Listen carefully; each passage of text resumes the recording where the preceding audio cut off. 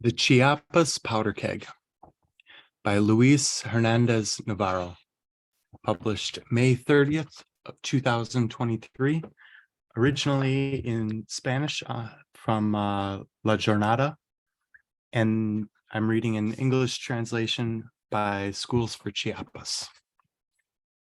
Demonstrators in Mexico City march against the violence against the Zapatista communities and the impunity that prevails for paramilitary groups like Orcao. Chiapas is a powder keg ready to explode. Violence is multiplying at an alarming rate.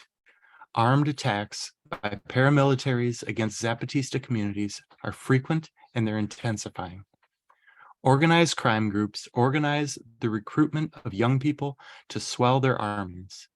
Thousands of displaced people live in the bush or in makeshift villages. In San Cristobal, gangs of motorized delinquents engage in pitched battles to control markets and drug routes.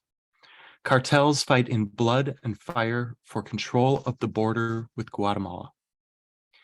It's a diverse violence, fueled by a combination of ancestral conflicts and new disputes linked to the land, to commerce, and the narco business. Despite the presence of the Army and the National Guard, high-caliber weapons are available with astonishing ease. In the face of government inaction, paramilitaries, hired killers, self-defense groups such as Pantelo, Altamirano, and San Cristobal, and private security agencies are multiplying throughout the state. The paramilitary groups, protected by the authorities, have become associated with organized crime, which subcontracts their services. And they work a double shift. On the one hand, they seek to keep the expansion of rebel communities and the protests of struggling peasants at bay. And on the other hand, they move undocumented migrants, transport large volumes of narcotics, and engage in drug dealing. They distribute pirated and indigenous pornography, and they traffic in stolen cars and weapons. And now, as can be seen in the case of Chico Muselo, they also steal minerals. Following the murder of the leader of a local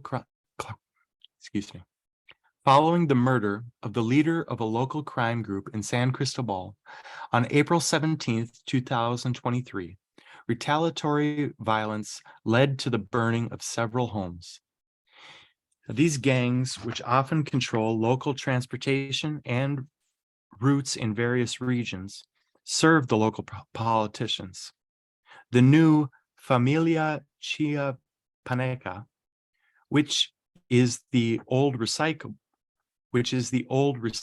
Familia Chiapaneca, has become deeply intertwined with them. And the same has happened with a portion of the traditional indigenous political bosses, some of whom have successfully entered the field as polleros or narcos. One of the central axes of violence is the paramilitary aggressions against Zapatista support bases.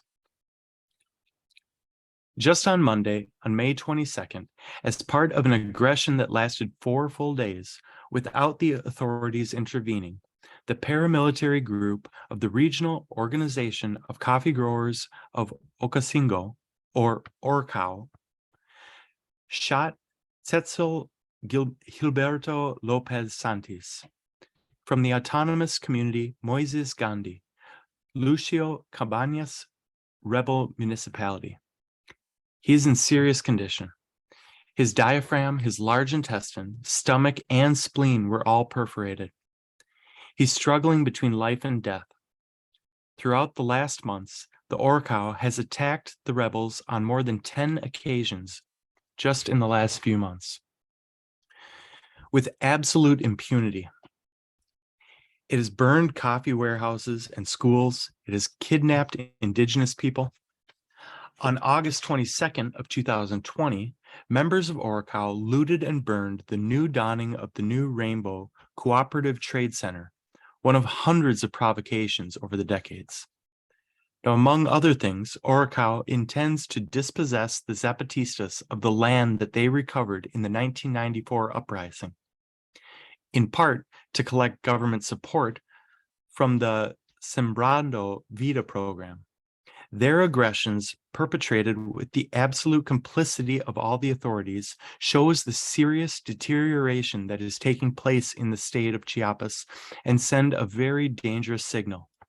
Because this is not just another attack. The underlying conflict is at a critical point. The situation is also very serious.